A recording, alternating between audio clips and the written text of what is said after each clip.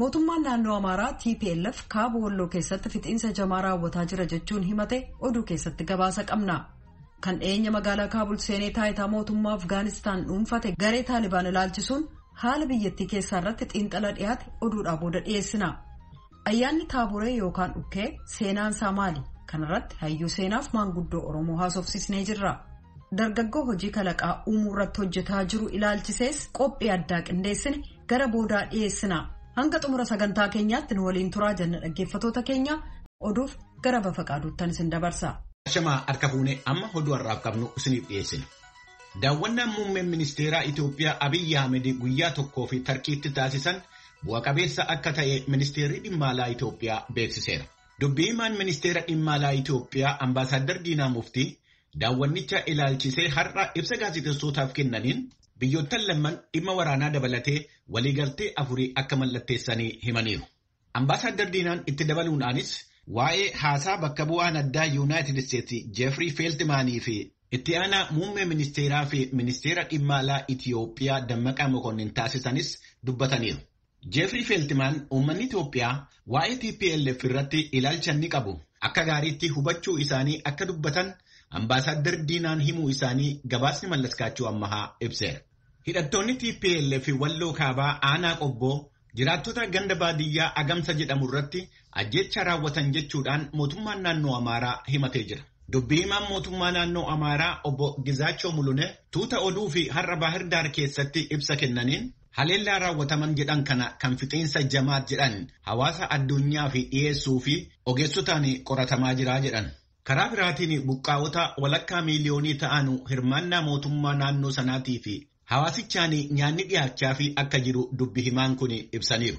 Gabaasa Asteer Misgaanaaw Baahir Daar irraa qopheessite Tuujubeetu dhiyeessa. Kan mootummaan Itoophiyaa shororkeessummaatti ramade TPLF fixiinsa jamaa raawwataa jira jechuudhaan mootummaan naannoo Amaaraa irra deddeebi'uun himataa akka ture ta'us ammas godina Walloo Kaabaa ganda Agamsaa keessatti fixiinsa raawwateera jechuudhaan dubbii himaan mootummaa naannoo sana obbo Gizaachoo Mulune har'a gaazexeessotaaf ibsaniiru. Gama biraan yeroo ammaa naannoo Amaaraa keessa buqqaatota walakkaa miliyoonaa ta'aniif mootummaa naannichaaf hawaasa naannoon deeggarsi taasifamaa fi ka jiru ta'ullee obbo Gizaachoon ibsaniiru. Dubbii himaan kun itti fufanii mootummaa federaalaan shororkeessaa jedhamuun kan ramadame TPLF lola sana kan sabaati jedhee erga labsee booda naannoo Amaaraa bakkawwan hedduu lo'ee seenuudhaan namoota nagaa ajjeesaa dubartoota humnaan gudeedaaf qabeenyaa saamaa jiraachuu kanneen arganiif jiraattonni naannoo bakka weerarri kun itti geggeessame jiraatan mootummaan Amaaraa kalabse lola sabaatti makamaniiru jedhan. Mootummaan naannoo sanaa lootee seentotaaf uummata Amaaraa miidhuuf kan hojjetan shiraawwan keessoof qaruma obsan qabu jedhan obbo Gizaachoon. Har'a waaree booda immoo sabaa himaan naannoo sanaa akka gabaasetti Gaashnaa, Staayis, Qabaroo Meedaa, Aahun Tagany, Koon, Haamusiitiif Arbat naannoleen jedhaman raayyaa ittisa biyyaaf humnoota naannoo Amaaraaf milishoota naannoon to'annaa jala oolaniiru jechuudhaan ittaanaa ajajaa gargaaraa komishinara naannoo Amaaraa Bisat Geetaahun ibsaniiru jedhee jira.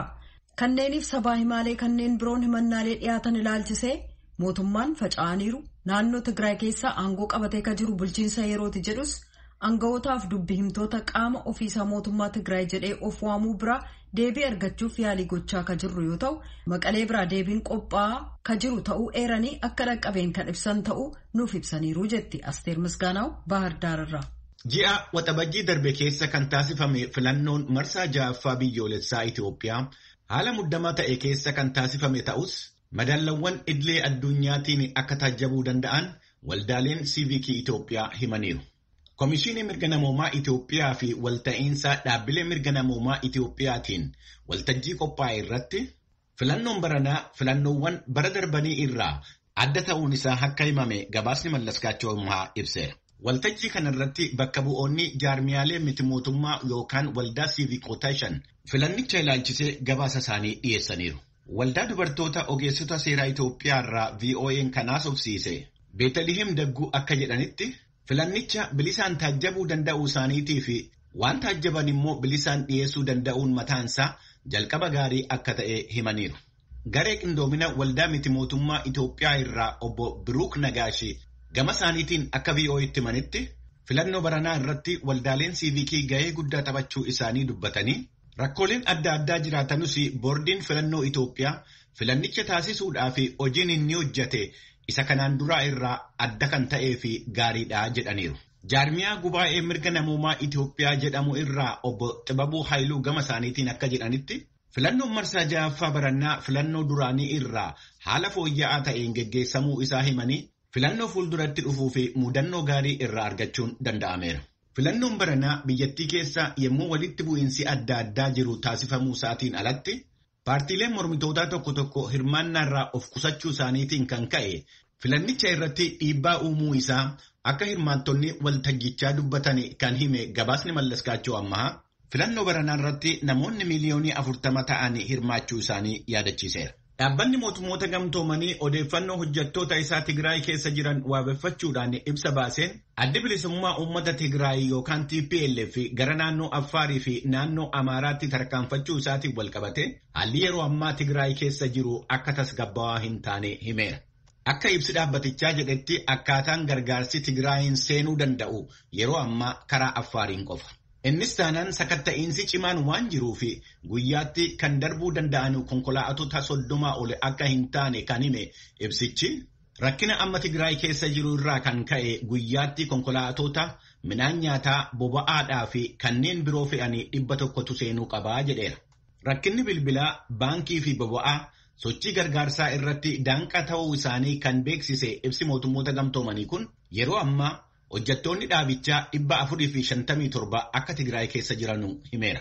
Gareewwan dhimma fayyaa irratti hojjetan 29 namootaan 50,000 ol ta'anuu fi buufataalee fayyaa 72 fi mooraa namootaan qe'ee isaanii irraa buqqa'anii 47 keessatti gargaarsa fayyaa taasisuu isaanii himeera ibsi mootummoota gamtoomanii kun. Karaa biraatiin gareen qindeessaa dhimma namoomaa mootummoota gamtoomanii OCHA jedhamee beekamu ibsa walfakkaataa baaseen akka jedhetti yeroo ammaa Finfinnee irraa gara Maqaleetti torbanitti guyyaa 2 balaliin xiyyaara dhaabbatichaa akka taasifamaa jiru ibseera.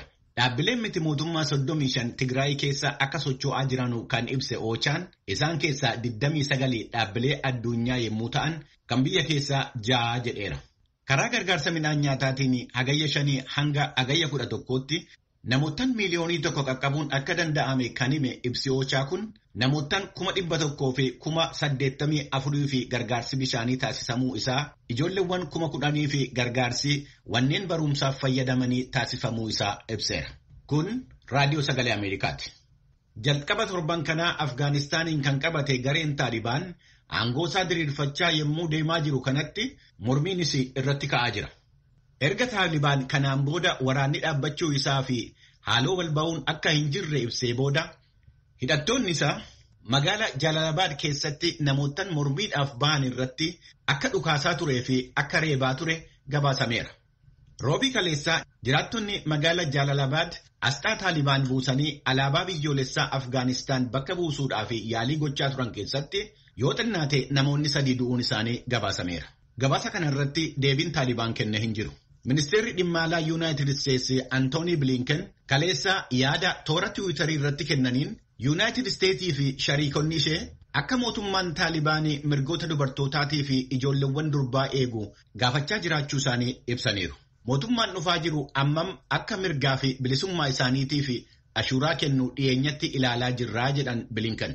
Gareen Taalibaanii qibxata dheengaddaa akka jedhetti akkaataa seerri Islaamaa jedhutti mirga dubartootaa akka kabaju ibsee ture. Yeroo ammaa magaalli Kaabuulii tasgabbaa'aa deemaa jiraachuu isheetii fi dubartoonni keessumaa immoo jaartoliinii fi ijoolleen durbaa karaa irratti mul'achaa akka jiranuu gabaasonni Afgaanistaan irraa ba'an ibsaa jiru.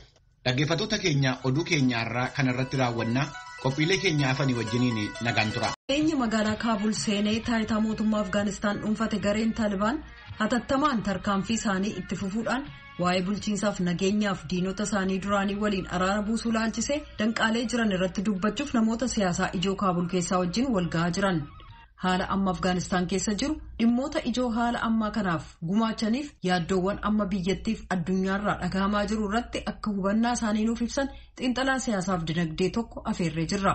Profeesar Mohaammed Xaahiroo as Yuunaayitid Isteets kutaa Teeksaas keessa ka jiru kooleejii Koolins keessaa barsiisu namoota dubbise. Profeesar Mohaammed Yuunaayitid Isteetsi humnoota waraanaa ishee Afgaanistaan keessaa baasuu hordofee mootummaan Afgaanistaan diigamee gareen Taalibaan immoo akka hin yaadamitti waggaa 20 booda battalatti magaalaa Kaabul seene. Kun biyyattii keessatti fi addunyaa irratti rifaatu uumee ture. Mee haala kan akkamitti ilaaltu? Tole galatoomii. Haalli kuni namni haalli kun ta'uu arge malee duraanuu waan lafarratti ta'uu ture. Kana ka jalqabee Pireezidaanti Obaamaadha. Pireezidaanti Obaamaan akka waan kana Ameerikaan mo'uu hin dandeenye argee waraana isaa xiqqeessee nama 2,500 qofatti gadi deebisee ture. Ameerikaan wanni isiin gochuu barbaadde waraana kana mo'achuu waan hin dandeenyeef waraana kana maaneej godhu waraana xiqqaa ka achi turuu danda'u itti bobbaasanii biyya keessa haga nageenni dhufutti biyya maaneej gochuu ture istiraatejjiin Ameerikaa. Sun hin taane namni hedduun akka inni hin taane predict gochaa ture. Wanni kun hin taaneefis taarika Afgaanistaan yoo ati ilaaltu Soviet Union 1979 itti duultee dadhabdee 1989 keessaa baate. Aadaa fi amantii biyya sanii akkamitti gosummaa wajji deemaa kana kan akka gaaritti waan xiinxalee mootummaan Ameerikaa laaleen fakkaatu. Mootummaan Ameerikaan dhaabde ammoo dantaa Ameerikaa eegsisuuf waan ta'e mootummaan amma kufe ka Afgaanistaan kun gargaarsa hedduun qabuu ture. Uummata irraahis ammas milishaa warlord Ameerikaan jedhan kuni. Afgaanistaan aadaan isii akkasi mootummaa jiddugaleessa jabaa tokko hin qabdu taarikuma isii jirtu. Kanatu walitti dabalamee wama argaa turreetu amma yoo ta'u namni televezyiina irratti yoo argu rifate malee Ameerikaan akka waan kana mo'anne duraanuu beettee waraana isii keessaa xiqqeessitee turte. Wanni guddaan amma dhalate akka itti keessaa bahanitu gaagama kana fide jedhee namni hedduun yaada.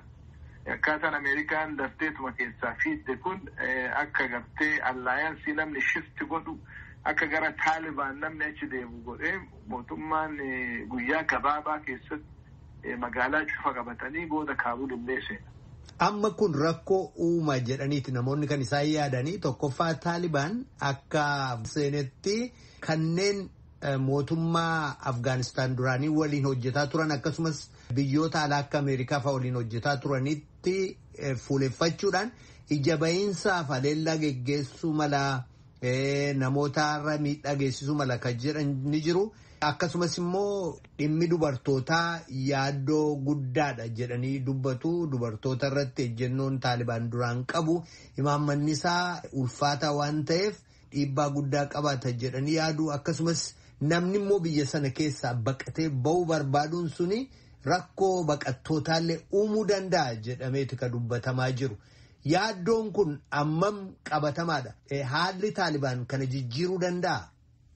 Rakkoon kun hedduu qabatamaadha. Namu yoo xiqqoof duuba deebinee ilaallee Taalibaan akkamitti aangoo qabatte ka jedhu yoo ati ilaaltu bara 1990 jalqaba keessa sochiin kun dhalatee guddatee mootummaa garagalchee mootummaa namicha Rabaanii jedhan booda Kaabulitti namicha san hin ajjeesanii mootummaa santaa mujaahidiin garagalchanii mootummaa qabatanii muumantii sochii jaraa waa lama kompoonantii lama qaba. Tokko gara amantiitiin jarri tun islaamummaa sektii sunnii kana jala deemti islaamummaa jabeessi. Tokko san lammaffaa mootuu sochii kana warri daamineet godhu warra paashtoo jedhaniin kana majooriti biyya san keessatti. Afgaanistaan amma gara 1,39,000 achi keessaa cinaa ka ta'u ummata paashtuu kan. Taalibaan ammoo achi keessaa ummata dhalate. Ummata majooriti jecha amma akka fakkeenyaaf anaalojii Itoophiyaa yoo fudhanne ummata Oromoo yoo fudhatte ummanni Oromoo almost cinaa biyyattii saniiti. Muumantii tokko yoo qabaate ummanni kun yoo itti waliigalee humna guddaa ta'uu danda'a. Taalibaanis akkasi ummata kaan dhiibanii pirezidantiin jarri jalqaba 1990 irraa kaafte ka booda du'e siin jedhe kuni inni paashtoo miti. Taajik jedhama gosti isaa ummata addaati jecha. So muumantiin amma jiru kun gosummaa fi amantii walitti dabalee waan deemuuf humna wanni godhateef kanaafi.